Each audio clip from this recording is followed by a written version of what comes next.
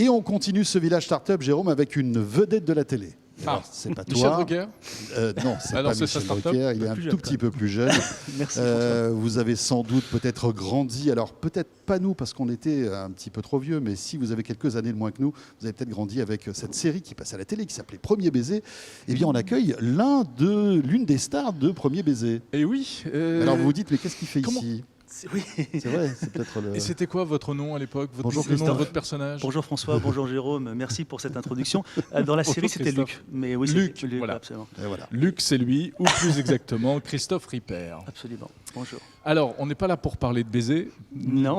Non, ni de premier. Hein, Ni de premier. c'est pas ça. Ça va être dur la transition là. Ça va être dur là. Non, mais ce qui est Ça va être dur. intéressant, je l'ai tout de suite, c'est dans le monde des startups, on parle beaucoup de pivotage. Et vous, en fait, de très très jeune, après avoir eu cette carrière à la télé, vous étiez une star, hein, vraiment. À l'époque, Premier Baiser était regardé par des millions de gens. C'est vrai. Vous avez décidé de prendre le tournant de l'entrepreneuriat et de créer une agence événementielle, etc. Vous avez vraiment changé dans ce domaine-là. Et aujourd'hui, vous avez donc une start-up, Absolument, on peut appeler un ça, peu ouais. plus qu'une start-up, qui s'appelle Hero. Et vous allez nous la présenter. Ça s'écrit H-E-R-A-W. Et je vais vous expliquer pourquoi. Allez, c'est voilà. parti, 6 minutes. 6 Alors, minutes, c'est parti. j'ai 6 minutes, très bien. Alors, pour revenir à la genèse, effectivement, Ouais. j'ai commencé grâce à Jean-Luc Azoulay à la télévision. J'ai vécu un rêve éveillé pendant 7 ans. À la suite de ça, j'ai voulu évidemment m'essayer au cinéma. Le cinéma à l'époque avait deux familles, le cinéma, la télévision, on n'a pas voulu de moi. J'ai dit, c'est pas grave. Je vais créer donc mon petit monde à moi où j'aurai la main, en fait, je serai un peu le marionnettiste et je déciderai. En étant producteur, je pourrais décider des projets, passer des castings et me dire, je me prends. Je me prends pour jouer dans ces projets-là. Bon, la vie a décidé autrement. J'ai créé une agence qui s'appelle Happy End. Vous voyez déjà que le cinéma était quand même bien ancré. Happy End, ce qui est une agence de création digitale. J'ai travaillé sur le contenu et le contenant. Vous allez voir la liaison après avec Hero. Donc pour des marques de luxe essentiellement, comme je ne suis pas allé longtemps à l'école, je voulais être à l'école de l'exigence. Donc le luxe, c'était cette école-là. J'ai travaillé 18 ans avec Dior, 12 ans avec Cartier, 11 ans avec Samsung, avec Boucheron pendant 6 ans, Berluti. Donc à travailler sur des films et sur les sites. À l'époque, évidemment, est apparu après les contraintes à un moment donné d'un marketing, est apparu l'injonction du marketing en temps réel, avec évidemment l'omnicanal, tous ces formats qu'il fallait évidemment diffuser en temps réel. Et poussé par les clients, on nous a demandé, parce que j'avais les ressources à l'intérieur de Happy End, j'avais 35 collaborateurs, 35 salariés chez Happy End, donc c'était une belle petite agence quand même. Et il fallait avec de gros clients, hein, comme avec vous de disiez. très beaux clients Ouais. qui sont restés longtemps et fidèles. Et Dieu sait si c'est difficile d'être resté longtemps avec des marques qui sont si courtisées. Nous ont évidemment demandé de réfléchir à des outils pour essayer d'aller plus vite, pour valider, pour échanger, pour partager, parce que c'était compliqué. Je parle d'une époque, hein, j'ai commencé en 2002 avec l'agence, j'ai arrêté en 1997 avec AB, je suis reparti au tennis et j'ai monté mon agence en 2002. Donc revenons en 2002.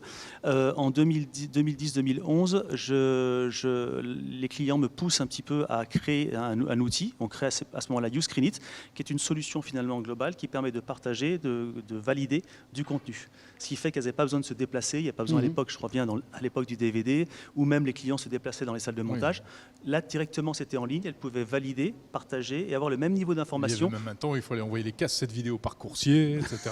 Non, mais je suis jeune quand même encore, Jérôme. Merci. Oui, c'est vrai que ce temps-là, non, mais je l'ai connu ce temps-là aussi. On l'a tous connu avant. Oui, les bêta-num, enfin bon, tout ce qu'il fallait envoyer. Et donc, en fait, est venue cette idée. Un outil de travail collaboratif. Alors, un outil de travail collaboratif, là où on l'était déjà, la production de contenu, finalement, c'est quoi? C'est plein d'acteurs qui vont travailler sur une même chaîne de valeur tout au long d'un projet pour délivrer un produit final. Donc ce métier-là, le cinéma, la création de contenu, est déjà collaboratif en soi, par essence. Et effectivement, l'outil, c'est quoi? C'est cette solution Hero. Alors, I pour le service et Raw pour l'image.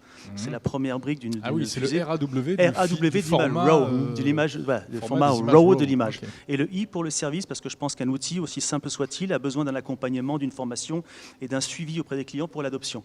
Donc, on peut effectivement partager n'importe quel type de contenu, on peut inviter des gens avec des droits et des accès, on peut après annoter directement en ligne, partager et comparer et diffuser le contenu. Alors c'est pour quel type de métier? Oui, à qui ça s'adresse?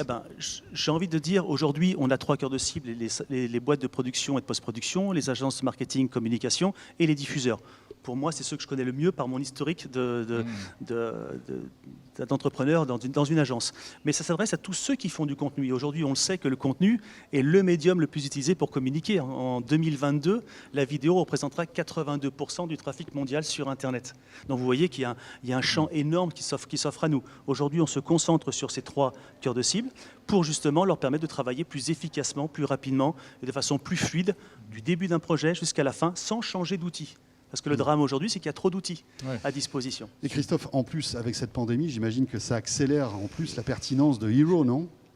Oui, c'est un mal pour un bien, je ne sais pas comment dire ça, mais en même temps, ça crée une opportunité, ça s'est accéléré. Beaucoup de clients aujourd'hui qui étaient un peu plus, on est tous un peu comme ça, quand il faut changer, on a envie de changement, et puis quand il faut changer, on appuie des 2 pieds sur le frein. Or là, ça a dû complètement modifier. On n'avait pas le choix, finalement. On n'avait pas le choix, et ça nous a évidemment servi. On a gagné pas mal de clients pendant cette année passée, et j'espère que ça va s'accélérer, et voilà. Et alors aujourd'hui, combien de clients ? On a une trentaine de clients, des clients avec 0 churn, des clients qui sont Festival de Cannes, TF1, on a Saya, le groupe Night Shift, le groupe Amundi. Donc c'est plutôt pour les grosses entreprises, on va Alors dire. aujourd'hui, on veut accrocher des étoiles au tableau parce qu'on est en phase de levée de fonds et on voudrait vraiment montrer à un investisseur qu'on est costaud, que qui peut le plus peut le moins. Je ne dis pas qu'attention, quand on est une petite boîte, c'est moins bien, mais c'est plus dur et plus long d'accrocher une boîte un peu plus solide et qu'effectivement l'idée, c'est de déployer ça sur n'importe quel type d'organisation puisque notre outil se fond dans n'importe quel type d'organisation. Donc ça peut intéresser aussi des petites agences Bien sûr, on a des petites agences. Des travailleurs indépendants aussi, des photographes, etc. Complètement. L'idée, c'est qu'on veut devenir le Miro, le Dropbox et le Google Drive et le Slack de toute la production de contenu vidéo. Et alors comment ça marche ? Il faut installer un logiciel spécifique ou est-ce qu'il suffit d'avoir un navigateur et c'est directement dans le navigateur. Ah, voilà, y a rien, c'est plug and play, c'est directement dans le navigateur, c'est très intuitif. Et en fait, on a pris les meilleurs usages de tous ces outils communément utilisés quand on gère un produit pour les rassembler dans une plateforme de service métier, tout simplement. C'est le grand succès en ce moment ce qu'on appelle le SaaS, le Software as a Service. J'espère qu'on sera touché par ce gros succès aussi. Et voilà. On vous le souhaite. Et ça coûte cher, votre service ? Quel est le modèle économique de Hero ? C'est de l'abonnement, c'est du concurrent access. En fait, ne paye que ceux qui utilisent la plateforme. On peut inviter 3000 personnes, ceux qui utilisent entre le 1er et le 31 de chaque mois. Donne accès en fait. On donne accès à une licence d'utilisation.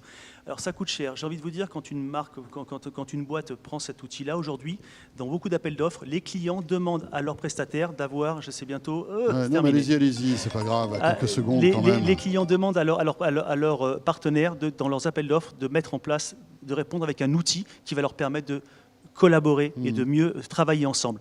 Donc cet outil peut être vendu dans une ligne de devis au client. C'est-à-dire qu'on paye un abonnement, mais on le revend au client. Et c'est transparent, il n'y a aucun problème. On facilite la vie de tout le monde. Voilà. Très bien. Super. Merci beaucoup François. Merci. Merci Jérôme. Christophe Ripper, alias Luc, pour la startup Hero. Oui, tennisman merci aussi, pour on a oublié de le dire. Absolument, -2. Plein de vies Merci, dans monsieur. une vie. Au Merci revoir. beaucoup.